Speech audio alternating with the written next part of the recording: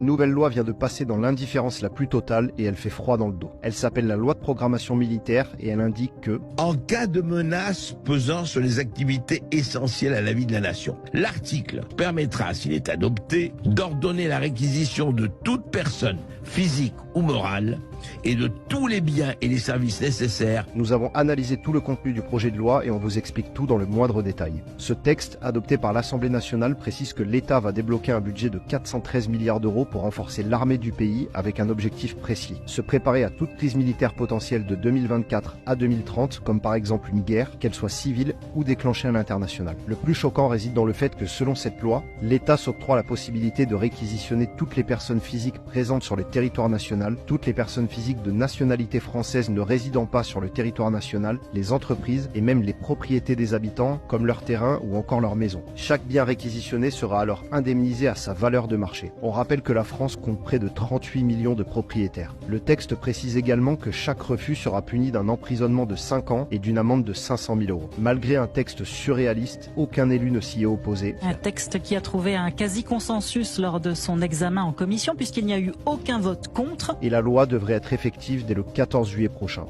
Alors, il y a bien eu une loi de programmation militaire, de très nombreux députés l'ont voté, ça a même été le cas de Dupont-Aignan qui essaie de s'en expliquer dans un tweet. Pourquoi les députés patriotes ont-ils voté ce texte ? Il faut revenir un petit peu en arrière. Nous sommes en 2017, le président de la République Emmanuel Macron démet de ses fonctions le général De Villiers. Qu'avait dit De Villiers ? Il n'y a pas de moyens suffisants pour faire tourner l'armée française. Oui, l'armée française s'est appauvrie. Alors les patriotes se sont dit mais c'est une très bonne idée de redonner des moyens. Et ils ont voté des deux mains. Le seul ennui, et je vais me répéter, le diable se niche dans les détails. Lorsque Dupont-Aignan nous montre qu'en effet, depuis 1959, il y a toujours les mêmes phrases. Oui, en temps de guerre, il y a des réquisitions. Oui, en temps de guerre, il y a des mobilisations générales. Mais là où ils n'ont pas été suffisamment vigilants, regardez l'article de 2023, loi de programmation militaire. En cas de menace, oui, mais regardez les deux adjectifs qui sont ajoutés. Actuel ou prévisible, pesant sur les activités essentielles de la vie et de la nation, donc pesant sur les activités essentielles, et à la protection de la population, à l'intégrité du territoire ou à la permanence des institutions de la République ou de nature à justifier la mise en œuvre des engagements internationaux, nous verrons d'ailleurs ce mot un peu plus tard, de l'État en matière de défense, la réquisition de toute personne physique ou morale et de tous les biens et les services nécessaires. Aïe, aïe, aïe, aïe, aïe, de quoi s'agit-il ? Eh bien, c'est cette notion de menace prévisible. Qu'est-ce qu'une menace prévisible ? Tiens, on va en regarder une. Menace prévisible selon le GIEC. Changement climatique, une menace pour le bien-être de l'humanité et de la santé de la planète. Et c'est là où nos députés patriotes n'ont pas été suffisamment vigilants. Eux, ils pensaient guerre, et peut-être que dans l'esprit de nos dirigeants, il y a autre chose.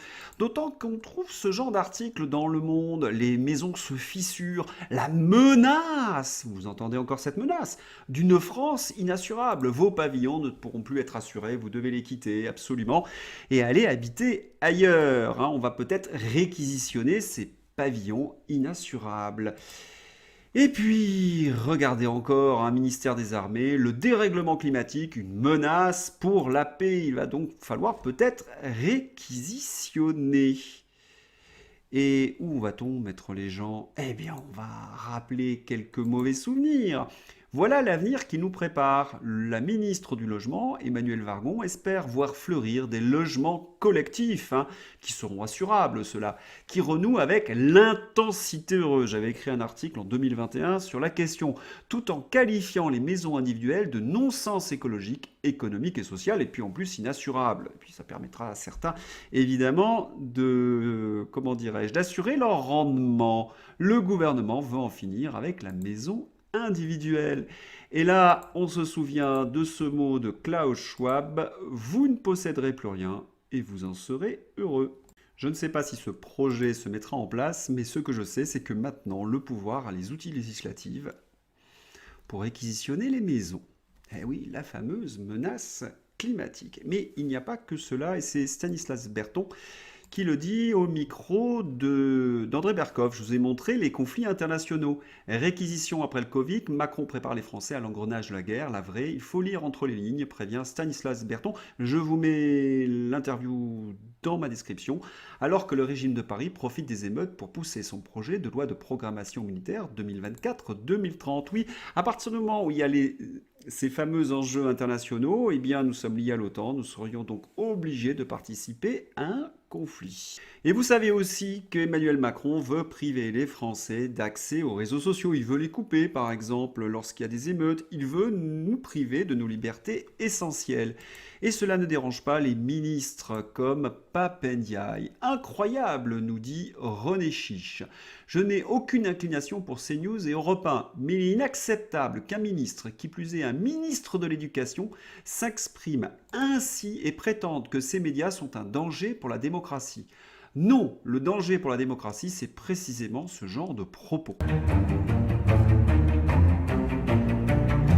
Pendant que les mortiers, qu'on entend les mortiers, pendant les bagarres, pendant les cagnottes, pendant les casseroles, pendant les invectives de part et d'autre, attention, il y a une loi de programmation militaire qui va être effectivement votée définitivement le 6 juillet 2023 et en principe promulguée le 14 juillet ou autour du 14 juillet.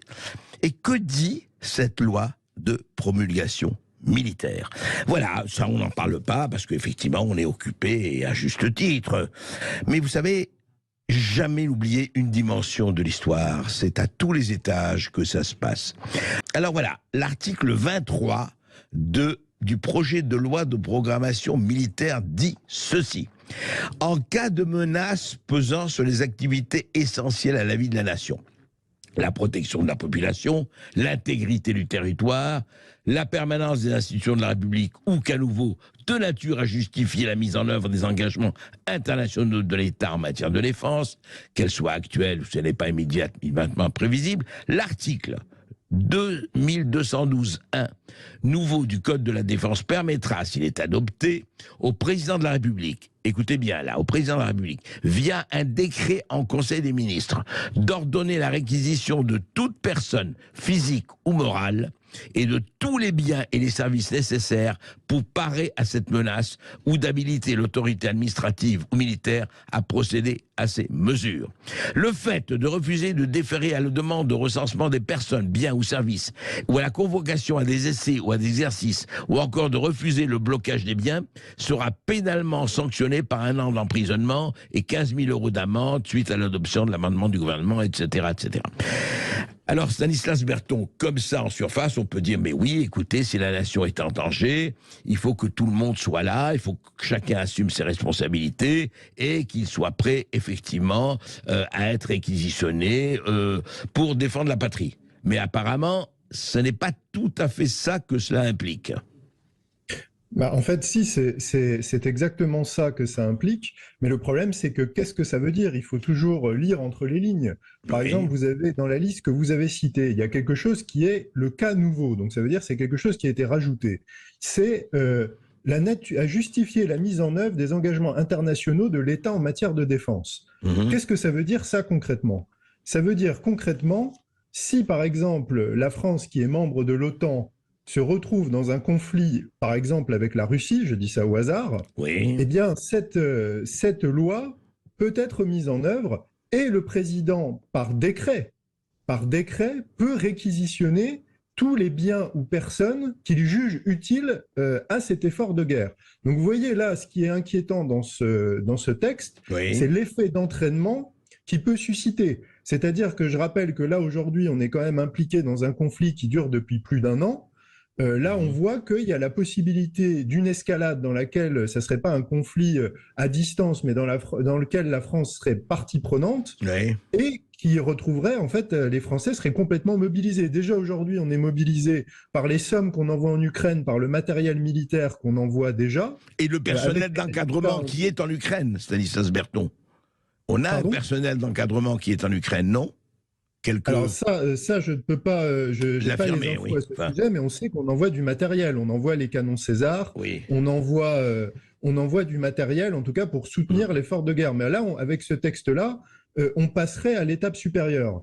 Et comme vous l'avez très bien souligné, c'est important quand on sait qu'il y a quand même une tendance à profiter des moments de crise et à profiter du fait que je dirais, l'opinion publique est concentrée sur d'autres sujets pour faire passer des choses de genre. Souvenez-vous du Patriot Act après le 11 septembre. Oui. Souvenez-vous de la loi sur la sécurité intérieure en 2017 après le Bataclan qui permettait de faire passer certaines choses sans que ça soit soumis au contrôle d'un juge. Donc là, il faut quand même être vigilant quand on est soucieux des libertés publiques. Il faut se dire attention, attention, danger. Attention, danger. Et comme vous allez en parler tout à l'heure, c'est pas juste sur le plan militaire ou saisie des biens et des personnes, on est aussi sur la question de la liberté d'expression. Il y a aussi des lois qui sont en train de se préparer qui visent le contrôle de ce qu'on appelle la désinformation par des acteurs extérieurs. Oui. Donc vous voyez, en fait, il y a quand même un package législatif qui est en train de se mettre en place pour dire on va, si l'engrenage de la guerre se met en place, on va pouvoir réquisitionner, on va pouvoir censurer parce que ça sera jugé comme des agents étrangers. Vous savez ce qui s'est passé déjà cette année avec RT France. La chaîne a disparu parce qu'elle était accusée de faire le jeu de la propagande russe. Donc là, on voit qu'il y a quand même un ensemble de choses qui sont en train de se mettre en place. Oui, mais alors justement, Stanislas Berthon, de ce point de vue-là, il y a quelque chose qui est aussi étonnant, c'est toujours comme par hasard, c'est-à-dire ça se passe là, j'ai vu le 6 juillet, hein, les députés sénateurs se réunissent en commission mixte paritaire, le cas de le 6 juillet c'est après-demain, autour du 14 juillet, mais dites-moi, alors, quand c'est décret dans tout ça, le Parlement n'est absolument pas consulté, la nation, rien, ça se passera par décret, quoi. Et où est le contre-pouvoir, où est le législatif, où est le pouvoir législatif? C'est exactement ce que j'allais vous dire, c'est qu'on est théoriquement dans une démocratie avec un équilibre des pouvoirs, avec des contre-pouvoirs. Où sont-ils ? Où est le contrôle des libertés ? Où est le rôle du Parlement, le rôle du Sénat ? Là, c'est quand même très important ce qui est en train de se passer. Et je vais même aller plus loin par rapport à ça, c'est que ça fait depuis la crise du Covid. On a le gouvernement qui a géré la crise du Covid avec la façon dont on le sait. Là, on a cette guerre en Ukraine qui dure depuis déjà 1 an avec un endettement qui vient déjà à s'ajouter à un endettement on a la France qui brûle. On a l'effondrement de nos services publics, l'effondrement de l'école, la propagande à l'école à tous les niveaux qui est rejetée par les parents. La question qui commence à se poser aujourd'hui, c'est quelle est la légitimité du gouvernement pour nous emmener dans des engrenages aussi graves? Parce que là, on parle quand même de réquisition de biens et de personnes. Et de personnes, est-ce que la confiance du gouvernement est encore... est-ce que le gouvernement a la confiance du peuple français pour nous amener aussi loin? Et est-ce que l'opposition joue son rôle et fait son travail? Je vais reprendre à mon compte cette dialectique du diable qui se cache dans les détails, donc qui a été exprimée par le premier intervenant, donc qui est un intervenant de qualité du reste, hein, comme le second. Mais vous allez voir que ce diable qui se cache dans les détails, donc il pourrait être affilié au diable que l'on retrouve dans les enfers et les mondes souterrains, donc qui fait référence à notre dialectique mythologique et planétaire avec Hadès, le maître des enfers et des mondes souterrains, qui est alias également Pluton. Pluton qui est en ce moment niché donc dans le signe du Capricorne, le signe qui a le sens du détail. Effectivement, il faut regarder à la loupe. C'est d'ailleurs ce que nous intimait donc la feuille de chou The Economist en 2020. On en avait fait une capsule justement pour que il faut regarder véritablement dans le détail pour voir la vérité qui se cache. Et donc j'appliquerai effectivement ce diable qui se cache dans les détails à de nombreux intervenants qui sont de très grande qualité, que l'on retrouve sur la toile, mais qui parfois aussi pêchent parce qu'ils sont soit affiliés à des partis politiques, soit ils sont tenus par certains intérêts, à mon avis, c'est certainement comme ça qu'il faut le lire, et ils ne peuvent pas tout dire, ce qui n'est pas mon cas ici, puisque moi je suis complètement indépendant.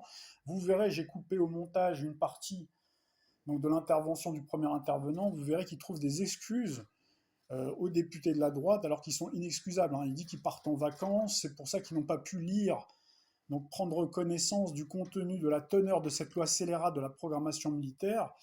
Et donc ça, c'est quelque chose que l'on retrouve assez régulièrement, que ce soit du côté de la droite ou de la gauche.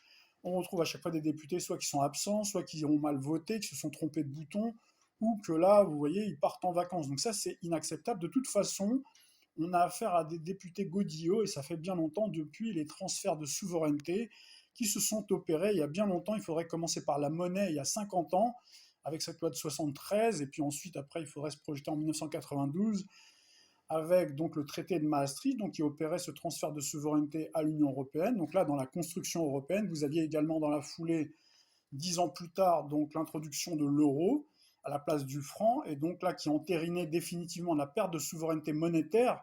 Donc c'est vrai que la monnaie est consubstantielle à la souveraineté et à l'État-nation, donc à partir de ce moment-là, l'affaire était dans le sac.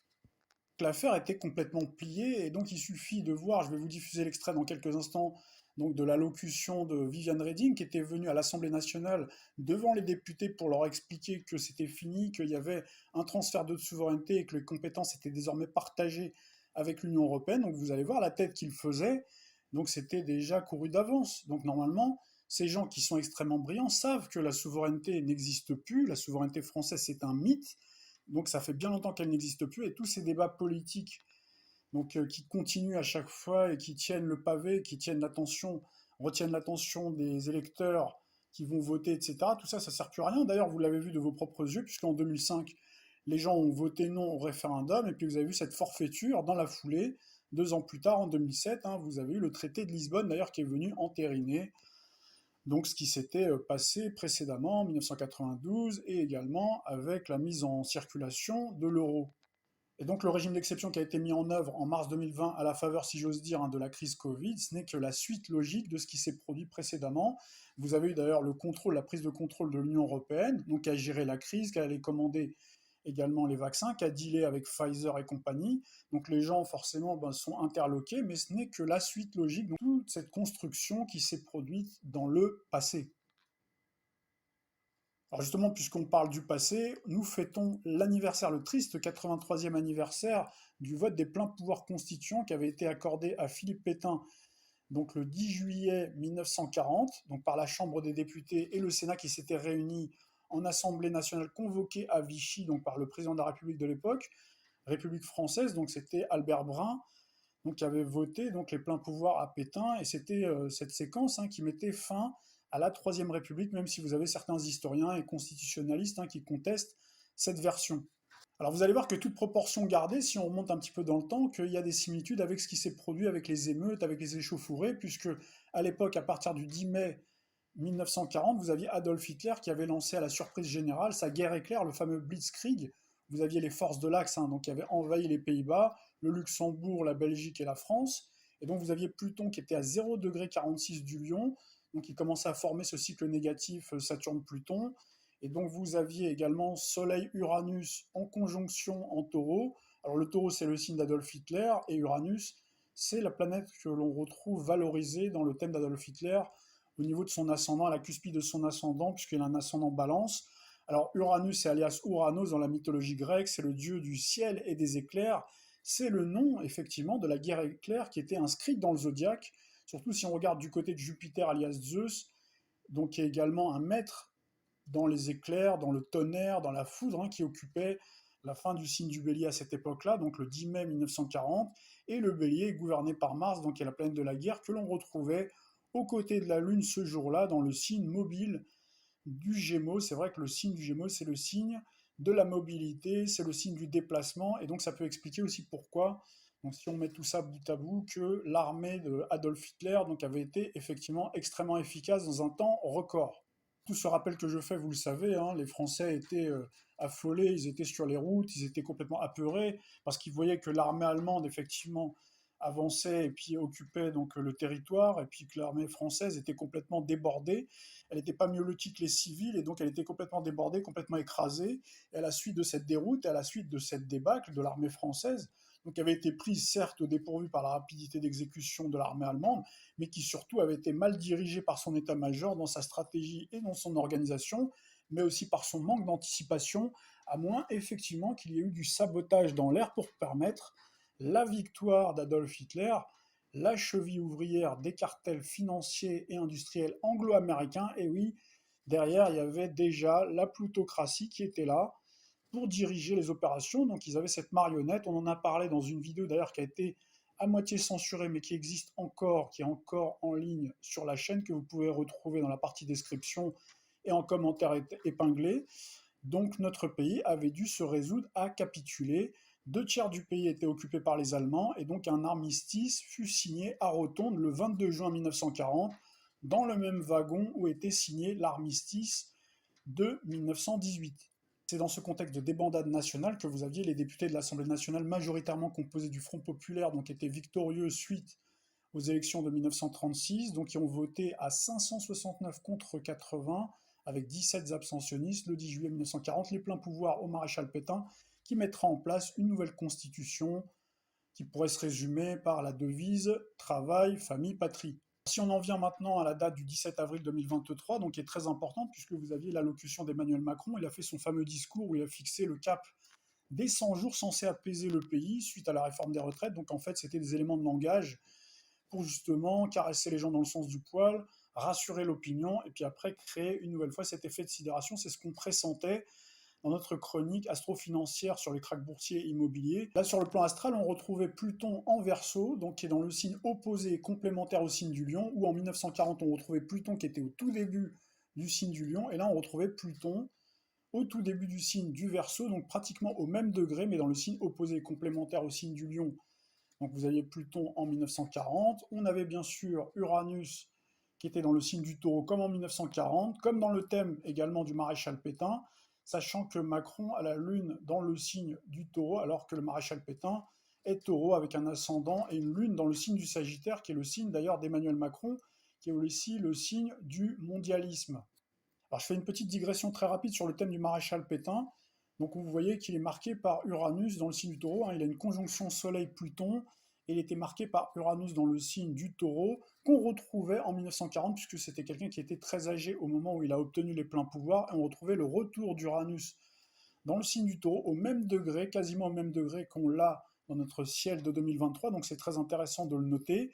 Donc on retrouve bien sûr ces similitudes avec Emmanuel Macron, je viens de vous en parler, et on retrouvait également Neptune dans son thème, dans le signe du Poisson, avec des degrés assez proches que celui qu'on a en ce moment dans notre ciel de 2023. Pour revenir à ce 17 avril 2023, qui était le discours qui préparait la séquence suivante, c'est-à-dire celle des émeutes, vous aviez Jupiter qui était à la fin du signe du Bélier, comme au moment où Adolf Hitler avait lancé son Blitzkrieg. Simplement, Mars, le premier gouverneur du Bélier, donc la planète de la guerre, était dans le signe du Cancer, qui correspond à la position de Jupiter de Macron. Donc si vous prenez le thème d'Emmanuel Macron, vous verrez que Jupiter est au tout début du signe du Cancer, et donc Mars en fait séjournait dans cette position-là le 17 avril 2023. Et donc quand vous avez eu le Soleil qui a commencé à transiter au début du solstice d'été dans le signe du Cancer, donc il est venu régénérer avec l'opposition à Pluton, puisque Pluton fait son mouvement de rétrogradation dans le signe du Capricorne, qui est le signe opposé. Donc le 27 juin, le jour de la mort de Naël, donc là on retrouve bien Pluton, la planète de la mort, et donc le début des émeutes. Donc là on retrouve bien cette correspondance, cette mise en exergue en fait de ce qui s'était passé il y a quelques jours, quelques semaines en arrière, ce 17 avril 2023. Et donc à partir du 27 juin, nous avons eu donc les 3-4 nuits de climat de guerre éclair, non pas de l'armée allemande qui a envahi la France, mais cette fois-ci on a eu les émeutes, donc ces guérillas urbaines qui ont essaimé partout dans toute la France et qui ont débordé nos forces de l'ordre, comme en 40 où l'armée française a été débordée. Alors sachant bien sûr que les consignes ont été données aux forces de l'ordre par leurs supérieurs pour ne pas aller au contact des émeutiers. Comme en 40, nos compatriotes ont été sidérés et apeurés. Et sur le plan astral, nous retrouvons bien Jupiter et Uranus ensemble dans le signe du Taureau comme en 1940, et nous avions Mars dans le signe du Lion comme en 1940. Comme vous avez pu le constater, le gouvernement n'a pas décrété comme en 1955 ou en 2005 l'état d'urgence sécuritaire, mais a fait passer en catimini, je le mets entre guillemets, puisqu'en fait tout est sur la place publique, puisqu'on parle quand même de l'Assemblée nationale, donc qui ont voté donc, cette loi de programmation militaire. Donc vous avez ce dispositif de loi de programmation militaire, donc qui sera mis en œuvre un petit peu plus tard dans le temps, lors d'une future crise. Donc là, vous avez entendu justement le premier intervenant, donc qui a pointé donc, le climat, et il a tout à fait raison, je le rejoins complètement. Vous avez d'autres crises qui peuvent survenir, bien sûr, des crises en rapport avec l'Ukraine. C'est tout de suite à ça qu'on pense forcément. On peut penser à une crise, bien sûr, sanitaire, d'autres crises sécuritaires dues à de nouvelles émeutes. En tout cas, le choix des armes pour provoquer une nouvelle crise ne manque pas. Et vous avez d'ailleurs une citation de Winston Churchill qui disait « Il ne faut jamais gaspiller une bonne crise ».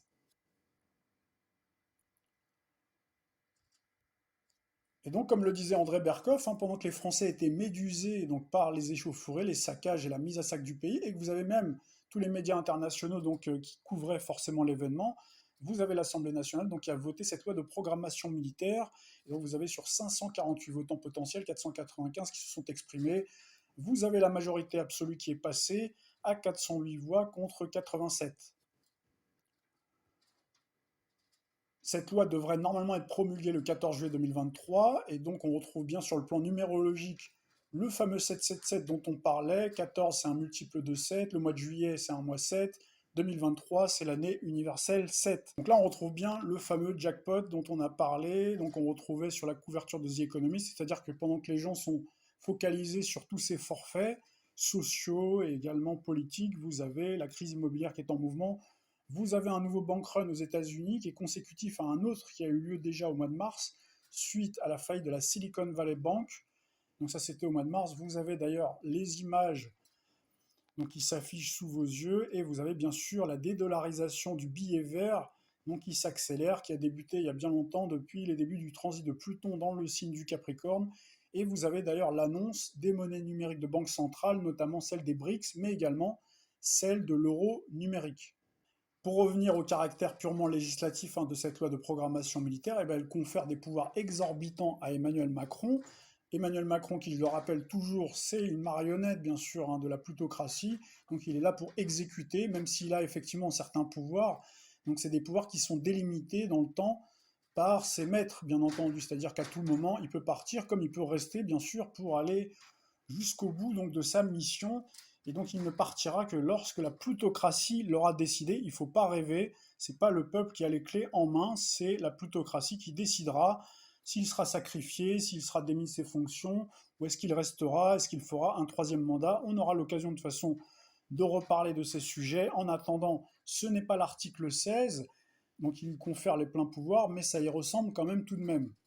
Ce dispositif instaure de fait un régime d'exception, puisqu'en raison d'un péril avéré, anticipé ou supposé, des réquisitions de biens et de personnes peuvent être faites. Vous avez entendu donc tout ce qui a été dit précédemment. La réquisition pourra être mise en œuvre même lorsque la menace ne sera pas immédiate mais prévisible, afin de garantir une préparation plus précoce de la nation face à la montée d'un péril pouvant l'affecter. De fait, vous avez la Ve République donc, qui est par terre.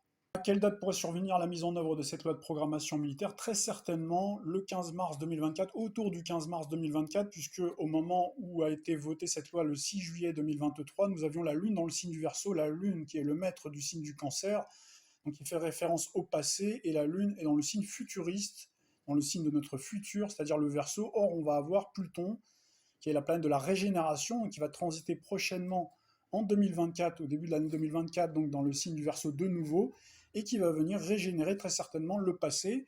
Et donc là, il faut se fier aux conjectures dont on avait parlé en 2018, pour ceux qui veulent voir la vidéo. D'ailleurs, j'ai refait une rétrospective tout récemment, donc vous pouvez retrouver les captures écran et les liens dans la partie description, donc pour ceux qui veulent aller visionner la vidéo, les vidéos que vous n'avez pas vues.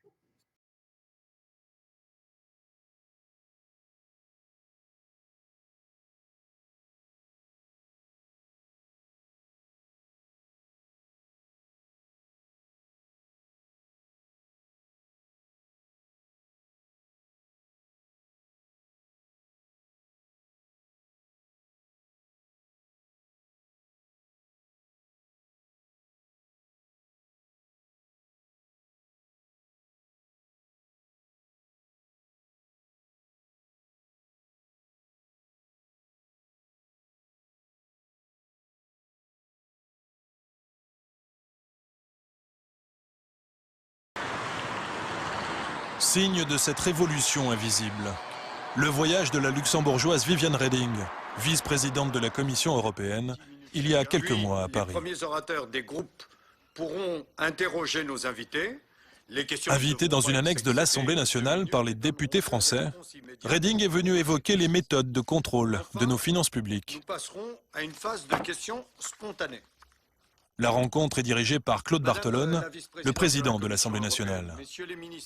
Sont présents Pierre Moscovici, ministre de l'économie, et Bernard Cazeneuve, alors en charge des affaires européennes. La parole est maintenant à Madame Viviane Reding, vice-présidente de la Commission européenne. Devant tout ce beau monde, la commissaire européenne va être très claire. Selon elle, si l'Europe veut exister et sortir de la crise, les nations doivent obéir à Bruxelles. On a perdu beaucoup de temps. On a perdu 10 ans pendant lesquels on n'agissait pas parce qu'on ne voyait pas la nécessité d'agir en commun. Et il est grand temps de refaire ce temps perdu parce qu'on a vu ce que ça nous coûtait de ne pas avoir mis en place les instruments nécessaires à pouvoir intervenir. Il faut lentement mais sûrement comprendre qu'il n'y a plus de politique intérieure nationale. Il n'y a plus que des politiques européennes qui sont partagées dans une souveraineté commune.